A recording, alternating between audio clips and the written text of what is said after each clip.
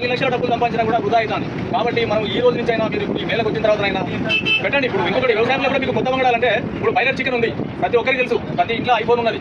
మనకు వచ్చే మన పిల్లలు 6 సంవత్సరాలు 7 సంవత్సరాలకు మన ఆడపిల్లలు పెద్ద మనుషులు అవుతారు. దీనివల్ల అవుతారు బయలర్ చికెన్ వల్ల మనం వాడే జీడిమామిడి రైస్. పూర్వం మనకు ఈ సమ్మమసూరి విజయమసూరి అనే బియ్యం లేవు మనకు.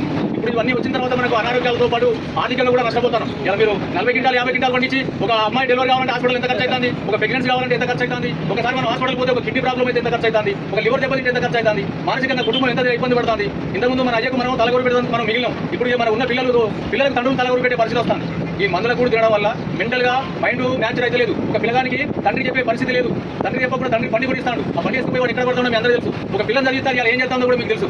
ఈ పరిస్థితుల్లో మీరు ఈ రోజు నుంచి అయినా కొంచెం ఆలోచించుకొని ఈ జీడిమామిడి రైస్ అనేది యూనివర్సిటీలో తయారైన విత్తనాలు కాకుండా మన తాతల తండ్రులు కొన్ని విత్తనాలు తయారు చేయించారు. మీ అందరూ తెలుసు. ఇంతకుముందు మన ఆనకాయ ఎట్లా ఉండేది, ఆనకాయ నీళ్ళు పట్టుకుని పోయేవాళ్ళం మనం. ఇప్పుడు వచ్చే ఆనకాయ నీళ్ళు పట్టుకోగలుగుతావా? ఇంతకుముందు మన బిరకాయ ఎంత టేస్ట్ ఉండేది, ఇంతకుముందు మన రాములకాయలు పచ్చిమిరపకాయలు పోలించుకుంటే రోడ్లు నూరుకుంటే ఎంత టేస్ట్ ఉండేది. ఇప్పుడు ఆ పరిస్థితి ఉందా మనకు? ఆ పరిస్థితి లేకుండా పోయింది. ఎంతమంది ఇళ్ళ కరవపాకు చెట్లు చేయలేకుండా, ఎంతమంది ఇళ్ళ నిమ్మ చెట్టు ఉన్నది, ఎంతమంది ఇళ్ళ నిమ్మ చెట్టు.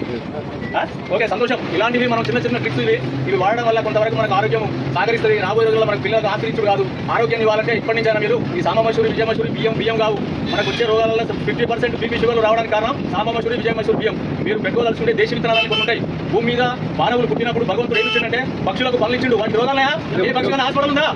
జంతువులకు గట్టించిండు. మన అయ్యా ఎన్నడూ కూడా గవర్నమెంట్ హాస్పిటల్కు గుడ్డదాగానికి ఎత్తులు తీసుకపోలే. ఇవాళ మన పరిస్థితి ఏమున్నది? అయిపోయిందా? తాడి చెట్టుకి ఎవరైనా మందేస్తారా? చిన్నపక్క చెట్టుకు ఎవరైనా మందేస్తారా? చింత చెట్టుకు ఎవరైనా మందేస్తారా? ఈ ఏ చెట్టుకు అడిగిన చెట్లకు మందు లేనప్పుడు మనం భూమి మీద ఎందుకు మందు పోసి భూమి ఆరోగ్యం ఖరాబ్ చేసి ఆ భూమిలో వచ్చిన పంట తిని మనం ఎందుకు ఆరోగ్యం ఖరాబ్ చేసుకుంటాం? ఈ పరిస్థితి రాకుండా ఉండాలంటే ప్రతి ఇంట్లో ఒక ఆవులు పెంచుకోండి.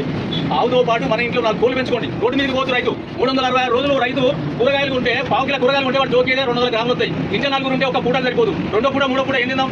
మన ఇంట్లో కూరగాయలు కొంటే మనం కట్టుబడి తింటాం, ఆరోగ్యంగా ఉంటాం. మనం రోడ్డు మీద రైతు ఇప్పుడు ఏటు చెడిపోయి రోడ్డు మీద 366 రోజులు కొంటే నువ్వు ₹1,00,000 సంపాదించి కూరగాయలకి 60 వెళ్ళిపోతాయి. మనకు పల్లెటూరు నుంచి పాలు సిటీకి పోవాలి. సిటీ నుంచి వచ్చే పాల ప్యాకెట్ల కోసం మనం లైన్లో నిలబడతాం. మన ఊళ్ళో మొత్తం కొడితే మనకు పక్కింట్లో ఒక చెంబడు పెరుగు దొరకలేదు. నువ్వు పెళ్లికి ఆర్డర్ అయితే 10 ప్యాకెట్ల పెరుగు వస్తుంది. ఎడ తయారైతుంది పెరుగు?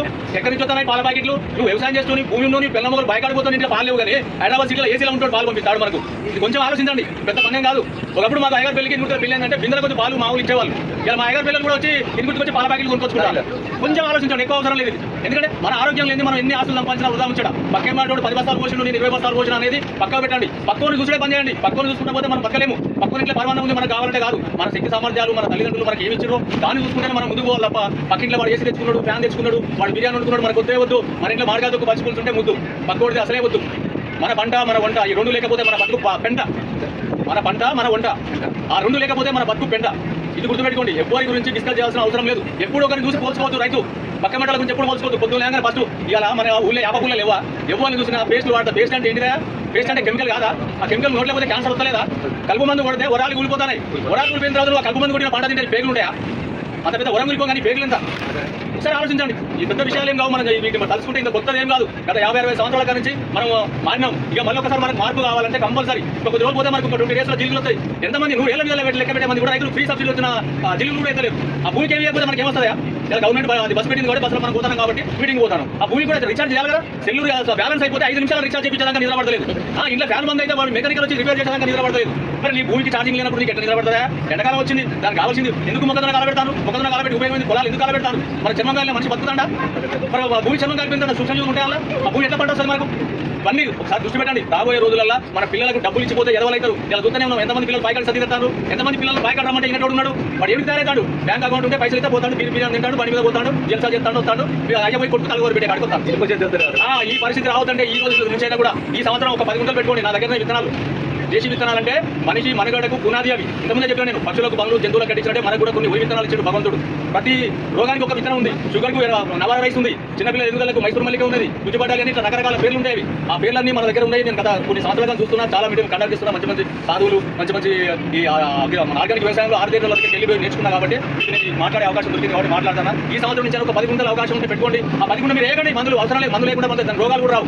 మీరు పక్కా జీవులు వేయండి, నవధాన్యాలు చల్లండి. ఒక 10 గుంటల మీ ఇంటి మందం పెట్టుకోండి. అమ్మడం కోసం పెట్టకండి. ఆ తర్వాత మీకు అనుభవం వచ్చినాక పెట్టుకుంటారు. కానీ ఈ సంవత్సరం నుంచి అయినా మీ అందరితో ఈ రోజు నాకు మాట్లాడే అవకాశం దొరికినందుకు చాలా సంతోషపడుతున్నా. అందరికీ నమస్కారం.